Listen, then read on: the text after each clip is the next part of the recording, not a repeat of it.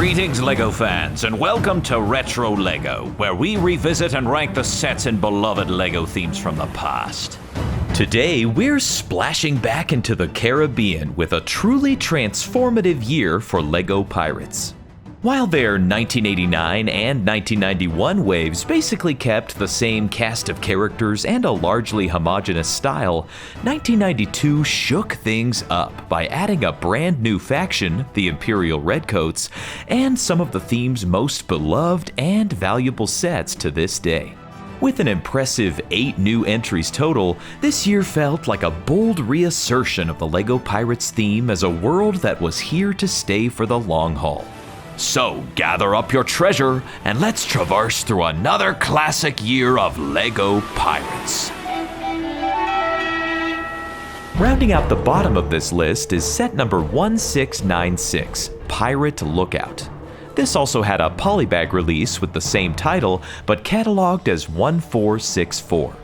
Much like with the space factions of the time, always including a micro-speeder at the bottom of the lineup, Pirates established a pattern of giving us a tiny little island build at the affordable end of the spectrum.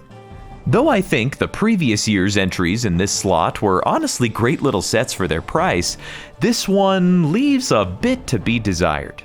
While the others included some gold coins, an intuitive story premise, and a fun animal sidekick, this one feels a bit hollow, with just a swatch of terrain with a pirate flag and an empty barrel.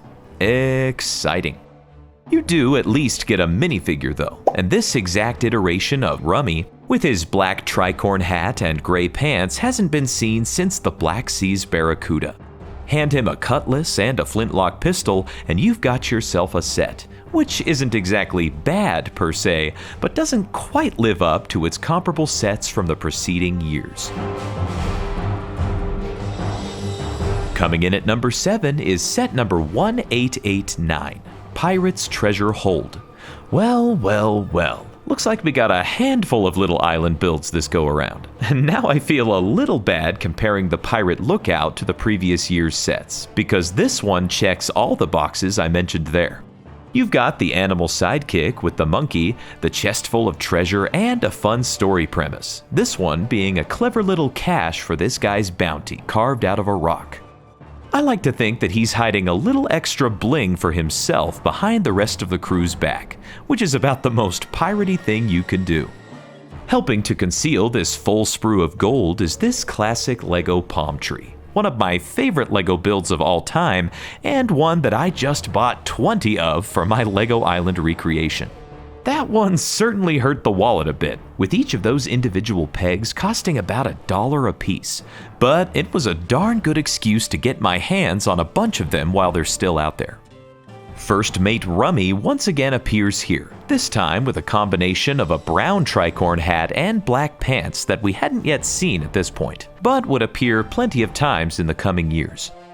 If you're not in the completionist camp, I'd start your 1992 collection here, as this is much more like it when it comes to the smaller side of this year's lineup. Taking the number 6 spot is set number 6247, Bounty Boat. Originally retailing for $475, this set introduces us to the new Imperials in town, the Redcoats. Though the set is basically just a rowboat, there's a decent amount of intrigue here. Where is this bounty located? Is this an officially sanctioned mission or just a side gig for these soldiers? Is the pirate rowing the boat a prisoner or a conspirator? These are all up to your individual imagination. The 3 included minifigures, the highlights of the set to be sure, are all new introductions with the 1992 wave. The first is the Redcoat Imperial Guard. He's identical to the Blue Coat Guards we'd seen in previous years, just with a color swap on his torso and epaulets to reflect his faction's allegiance. The same goes for the Redcoat Officer with one exception. His faceprint, though looking very similar to his Blue Coat predecessor, actually debuted with this year, with black facial hair instead of red. This may even look like the same face print we'd seen on other pirate minifigures, but this one features a full beard instead of just the stubble we'd seen before. Finally, we have a completely new pirate crewman, whose torso and face prints are both new additions to the Pirates' pantheon, furthering the variety these guys could take on going forward. Sure, at the end of the day, it's a simple rowboat carrying a treasure chest, but its wealth of new figures and story possibilities make it a pretty notable entry. Breaking into the top 5 is set number 1492, Battle Cove. In addition to appropriately sharing a set number with the year that Columbus sailed the ocean blue, this little sliver of abandoned coastal fortress is a great original idea for a small set. To me, this is the perfect companion piece to the Pirates' treasure hold, as it features First Mate Rummy once again and a similarly solitary setting. Perhaps he was marooned here, and he's made this crumbled bit of ruins his new home. Marooned or not, he's definitely well armed, as he not only wields his flintlock rifle and pistol, but a full-blown cannon as well. Whatever he's got behind that bit of wall, he's clearly willing to defend it with all he's got. Once again, the Jolly Roger flies proudly at the top of this makeshift stronghold, while a shark looms on the shore, ready to claim whoever may fall victim in the oncoming battle. Perhaps the most glaring omission here is a cannonball for the included cannon. Maybe he's simply out of ammo and needs to blast sandballs at his enemies, but it seems more likely that LEGO just forgot to include them here. Even though it's a polybag, this little set feels pretty substantial and sets a scene we hadn't quite seen before. At number 4, we have set number 6258, Smugglers Shanty. Hitting shelves at $9.25, this little beachside shack feels less like a survival shelter and more like a cozy hideout for the pirate gang. Under the generous shade of these 4 large palm leaves, this place provides a nice respite from the hot Caribbean sun, while also offering some camouflage, making it a nice spot to store some loot or take refuge from the long arm of the law. On top is a nice little lookout nest, the perfect perch to take what looks like a nice leisurely guard shift. The Jolly Roger once again marks their territory and warns outsiders, while a redcoat Imperial officer in a rowboat appears to want to do some snooping around. Whether he's a friend or foe to these guys is up to you, but he'd better get to the shore quickly before the included shark tries to take a bite of him. The set includes 3 minifigures, all of whom we've met before in the theme. We last saw this version of First Mate Rummy in the Renegade's Raft from 1991, and the other 2 have already appeared in the Bounty Boat from this very list. If you've ever dreamed of making your own makeshift cabana to fill with treasure, this is certainly the set for you. Coming in at number 3 is set number 6261, Raft Raiders. We've had no shortage of rafts so far in our journey through LEGO Pirates, but this one, originally retailing for $13.25, feels far less ramshackle than the previous ones we've seen. Rather than the tattered, seemingly improvised sails we're used to seeing, this one has a proper rigging system and a full-blown ship sail adorning the top, complete with the dread-inducing skull and crossbones. The whole thing feels much more intentional and manufactured, with clips for guns and swords on the deck and an oar in the back for steering. Given the 3 minifigures included, this feels like it could easily be a sequel to Broadside's Brig, as the pirate prisoner from that set is included here, and these are the only 2 sets that this variation would feature in. His rescuers are 2 new pirates we haven't yet seen.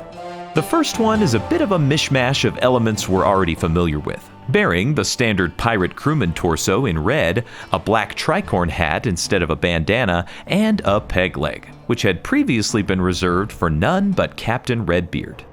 Speaking of which, our final minifigure is someone who looks quite a bit like our favorite captain, sharing the same hat and hook and what I initially thought was the same face print. But it turns out that this one has dark red hair instead of the standard red. His tattered shirt and dagger give him a rougher, more youthful look than the aforementioned captain, and one could easily see this guy as a younger Redbeard prior to climbing to his regal, authoritative status. Raft Raiders is a delightful refresh of the pirate raft form factor, and it's easily my favorite we've seen in the theme so far. The runner-up is set number 6271, the Imperial Flagship. Selling for $50 in 1992, this is the first, quote, good guy ship we've seen since the Caribbean Clipper in 1989. With the introduction of the Redcoats faction this year, it seemed only fitting that they get their flagship, and I for one think it's a massive improvement on the Clipper. It's not nearly as large or grand as the Black Sea's Barracuda, but it's still got presence, with the crossed cannons and crowns on the sails giving it immediate gravitas in these waters. The overall balance of the ship is just right to my eye, with its jib and mainsails nicely countered by what I believe is called the mizzenmast sail in the back, completely solving the front-heavy issue I have with the Caribbean Clipper. The deck is nicely outfitted with what we've come to expect, with 2 sliding cannons and 4 gun ports ready to do battle, and plenty of ammo to boot. I do still lament the lack of an officer's quarters on this vessel, but what it does in its place is a fantastic play feature. Rather than just spinning freely, this ship's wheel has extra cones on the bottom that allow it to actually turn the rudder. It's little touches like this that bring these sets to life all the more. If that wasn't enough, the navigation station also has a working compass, the first of its kind for LEGO. We saw variations of this in the Aquazone theme later on, but this is where the concept was born, and it's a delightful cherry on top of an already stellar play experience. Manning this flagship are 4 minifigures. Our Redcoat Imperial officer and soldier report for duty once again, along with a pirate crewman, whom we last saw on the Black Sea's Barracuda, making it very likely that he's not working for these guys on his own volition. Finally, we have the leader of this band of Imperials, Admiral Woodhouse. If this guy looks familiar, well, he's just a full-blown recolor of Governor Broadside of Bluecoat's fame, sporting red duds and even red facial hair, while choosing a white feather plume on his noble bicorn hat. Since he only appeared in this 1992 wave of sets, he's quite valuable, setting you back at least $30 used, similar to Broadside. The Imperial Flagship is a fantastic return to shipbuilding for the LEGO Pirates theme, and it's impressive how it still managed to innovate on the fantastic pioneering entries from 3 years prior. And at number 1 is the rather predictable set number 6277, the Imperial Trading Post. Originally retailing for $85, this set is a sprawling engine of commerce at the very heart of the LEGO Pirates world. It's impressive just how well they were able to capture the feeling of a bustling Caribbean port, and its full 2 baseplate footprint gives it some serious real estate. On the raised side, we have the famous ramp and pit baseplate from El Dorado Fortress, once again used to great effect here, with a storehouse, defensive fortifications, and even an officer's quarters up top. The pit, with its grated door covering, appears to be used for merchandise storage in this case, but that doesn't mean you can't throw an unruly pirate down there in a pinch. Behind the storehouse is a perfectly sized docking area for one of my favorite elements of this set, the merchant ship. Basically looking like a miniaturized version of the Imperial Flagship, this vessel has clearly made its mark on the LEGO ethos, as it got its own refresh in the El Dorado Fortress remake from a few years ago, which I was lucky enough to recently pick up brand new at the original retail price, but I haven't quite gotten to building it yet. I'm pretty stunned at how they were able to capture the silhouette of a proper ship, complete with its full complement of sails, at this scale, especially with the parts they had available at the time. The storehouse side of the trading post has a semi-functional crane for lifting cargo, unfortunately limited to just vertical motion. But the other side features a fully articulating crane with a winch, making it much more robust. The flat baseplate side of the set is basically an open harbor, surrounded by docks and a small tower, much in the vein of Sabre Island. What this tower is used for is entirely up to you, as there are no interior details that predetermine it. I like to think that it's an intake facility of some sort, keeping records of the comings and goings of the harbor's many merchants. If the merchant ship wasn't quite enough, there's also a small sailboat included as well, firmly belonging to the pirates given the colors they're flying up top.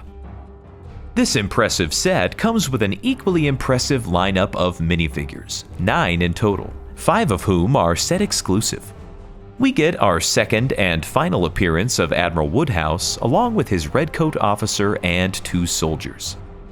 Our first of the newcomers is who I like to call the Merchant, and he's the most valuable minifigure in this whole wave. His cravat-adorned torso is exclusive to the character, but surprisingly his face print is as well.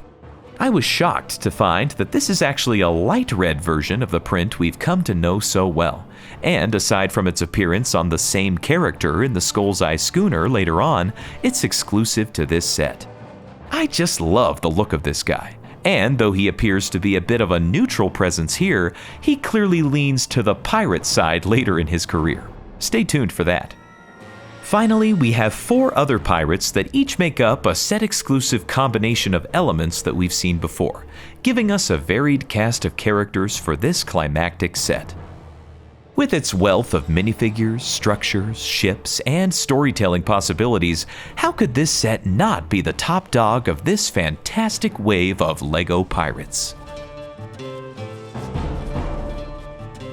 But what was your favorite pirate set from 1992? Let me know in the comments below. And be sure to watch my other Pirates retrospectives by clicking on the playlist on your screen.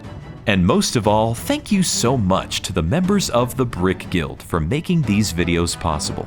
And until next time, shiver me timbers!